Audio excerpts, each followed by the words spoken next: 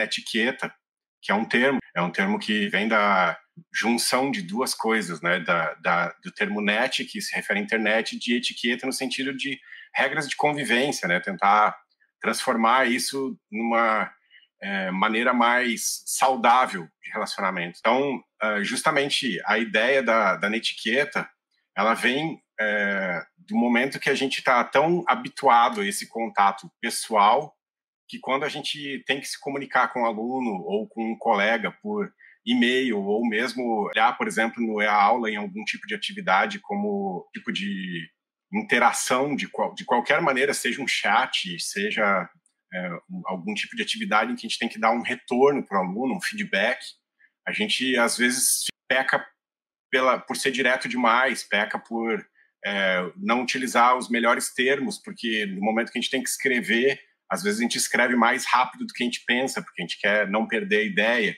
Então acontecem pequenos equívocos de comunicação que são justamente esses equívocos que a netiqueta tenta, de alguma maneira, diminuir, atenuar. O termo vem da década de 80, ele é atribuído a uma consultora de WordPress chamada Judith Kalos, e é de 1988, mais precisamente.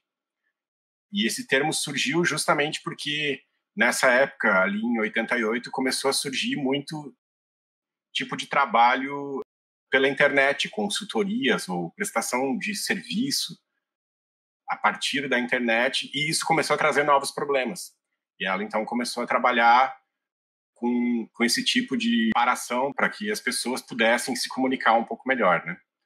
Então, só para explicar rapidamente mesmo, que esse termo ele vem justamente dessa ideia de juntar o termo net e etiqueta, e que ele tenta estabelecer algumas regras que são recursos simples que a gente pode recorrer para tentar deixar isso mais prático, mais direto e com um pouco mais de qualidade, né? Então, por exemplo, né, a gente, quando conversa em chats ou e-mail mesmo, se aconselha que a gente tente evitar o uso de palavras inteiras em maiúsculas ou frases inteiras em maiúsculas, porque isso pode dar a impressão de que a gente está gritando, por exemplo. Então, tem uma série de pequenas observações aqui, né? Elas não são leis, elas são regras, né? Então, a gente pode seguir ou não elas, mas é interessante a gente, pelo menos, pensar a respeito, acredito eu, para a gente se dar conta de como a gente está utilizando essas ferramentas, né? De que forma a gente está montando o corpo dos e-mails que a gente envia, o feedback para aquele aluno que não fez atividade, ou ele espera que a gente dê um retorno para ele, que ajude ele a qualificar mais o material dele, né? Que não seja um material vazio que a gente está traduzindo, né, para ele. Então, por exemplo, verificar a quem responder, né, são algumas questões que tem aqui. Às vezes, a gente recebe, por exemplo, um e-mail que vai para o colegiado todo, e aí quando você quer responder para um colega só, e quando você vê, você inclui todos os colegas nesse e-mail e ao invés de conversar só com ele. Ou mesmo, no nosso ambiente, no EA-Aula, a gente trabalhar a resposta individual ao invés da resposta em grupo, que não vai acrescentar muita coisa para ninguém, a não ser carregar a sua caixa de e-mail com informação desnecessária, né? Então, a gente tenta otimizar dessa maneira. O uso de emoticons, por exemplo, que se aconselha na etiqueta para que a gente possa quebrar um pouco esse gelo, né? Porque um texto escrito, a gente não tá vendo a expressão da pessoa, a gente não está escutando como ela está postando a voz, de que maneira que ela está falando. Então, o uso de emoticons, ele ajuda a quebrar um pouco isso. Mas também, ao mesmo tempo que ele ajuda, o excesso dele pode deixar mais confuso ainda. É muito comum a gente ver isso. Isso eu estou falando tanto de qualquer coisa que aconteça em ambiente virtual, não estou falando só de aula. Se pede também que se faça, a netiqueta também recomenda que a gente faça revisão de texto. É muito comum a gente se equivocar com palavras que são simples, né? Porque a gente escreve muito rápido e envia. Então, essa coisa do tempo de escrever e revisar, não ter pressa, né? Para que justamente a informação seja mais objetiva, o mais claro possível, né? Que ela aconteça de maneira funcional mesmo, né? Que não seja uma perda de tempo para quem está escrevendo e para quem está lendo. Porque se eu escrever o meu texto de maneira equivocada ou de maneira muito confusa, eu vou gerar mais trabalho, na verdade, porque o aluno não vai entender, eu vou ter que explicar para ele de novo, né? Próprio colega, enfim, aluno, o que vocês pensarem que a outra pessoa que vai receber essa informação, ela vai escrever para a gente pedindo mais explicação e a gente vai ter o trabalho dobrado, ou ela vai entender do jeito que ela acha que deve entender e acabou, né? E aí se gera aqueles ruídos infinitos de comunicação que a gente tenta evitar, né? Textos longos, por exemplo. Às vezes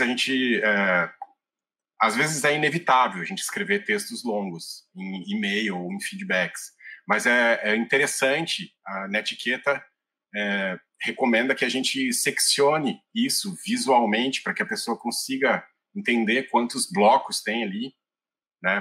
E que a gente avise no começo do e-mail, né? Esse e-mail é longo, por favor, leia.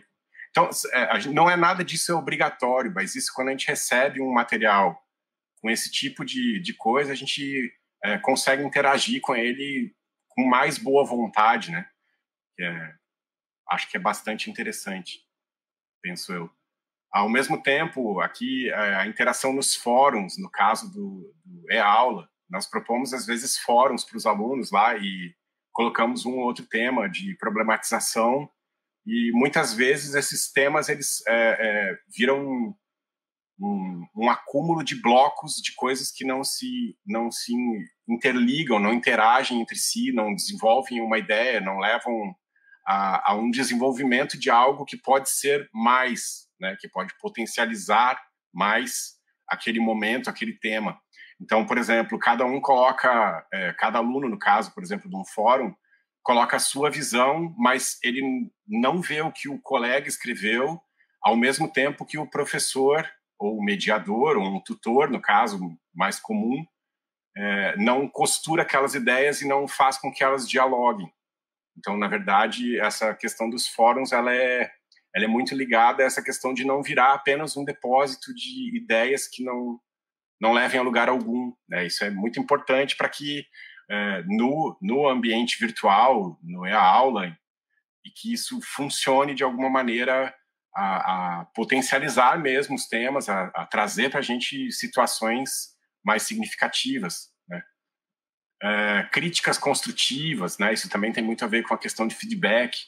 É muito comum, e a Netiqueta também traz um pouco dessa problematização, que a gente deve escolher o tipo de crítica que a gente pode fazer aberta ou que a gente deve fazer mais individualmente para o aluno, né? Ou até mesmo para um colega, porque, de certo modo, a gente tem momentos em que a gente pode deixar isso mais privado sem expor o aluno a algum problema maior para ele depois, né?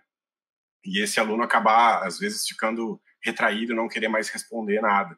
Então, por mais que nós tenhamos as ferramentas de chat e tudo mais para poder trazer essas críticas, esses feedbacks, esses retornos, a gente também procurar fazer com que esses retornos não sejam um ponto final, né? Que eles sejam justamente um material que a gente vai estar trazendo de retorno para que quem vai receber esse material consiga ver o que ele pode fazer de diferente, ou pelo menos raciocinar mais sobre, a não ser receber uma crítica negativa direto e acabou, por exemplo, né?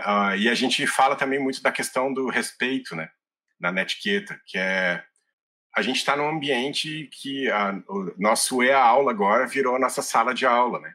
Então a gente precisa não esquecer disso, né? A gente precisa lembrar que aquele aluno está na casa dele, seja na cidade onde ele estiver morando, com as condições que ele tem, fazendo o melhor que ele pode para estar presente conosco, dividindo momentos que para ele e para nós são significativos para que ele possa crescer com isso de alguma maneira.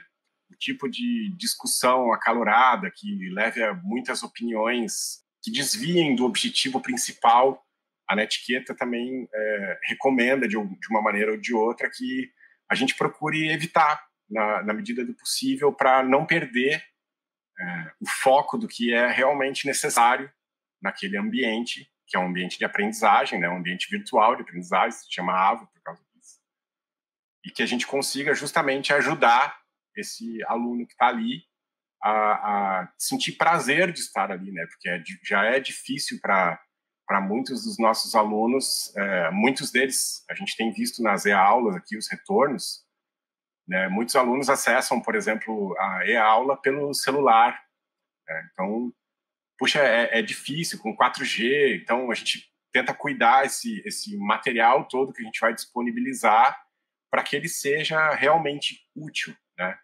e muito dessas práticas vai além da gente simplesmente disponibilizar material para o aluno, né? A gente precisa, de alguma maneira, aprender a interagir com esse público que está interessado, porque nem todos, mesmo que estejam interessados, nem todos têm condições de estarem online conosco. A gente precisa aprender a valorizar esse ambiente para que, de fato, seja um ambiente virtual de aprendizagem, né? Então, minha fala ela é curta, mas esse material aqui traz alguns desses pontos que seria interessante a gente, na medida do possível, começar a ter cuidado em como a gente está se expressando em uma live, por exemplo, como a gente vai se expressar por um texto escrito, né? Que tipo de material seria interessante para aquilo. E aí eu trago aqui para vocês algumas referências que falam sobre o tema. Eu espero que, de alguma maneira, esse conteúdo, que parece que não é nenhuma novidade, mas é interessante a gente olhar para ele com olhos um pouco críticos, né? Então, é isso. A gente pensar no papel da gente não como apenas alguém que está disponibilizando conteúdo, mas que a gente vai construir desse ambiente virtual algo que seja mais significativo do que simplesmente o acesso. Porque para o acesso simples e direto, a princípio o aluno não precisa da gente, ele tem a internet toda, né? Que é muito maior do que nós todos. Ele pode trabalhar com isso.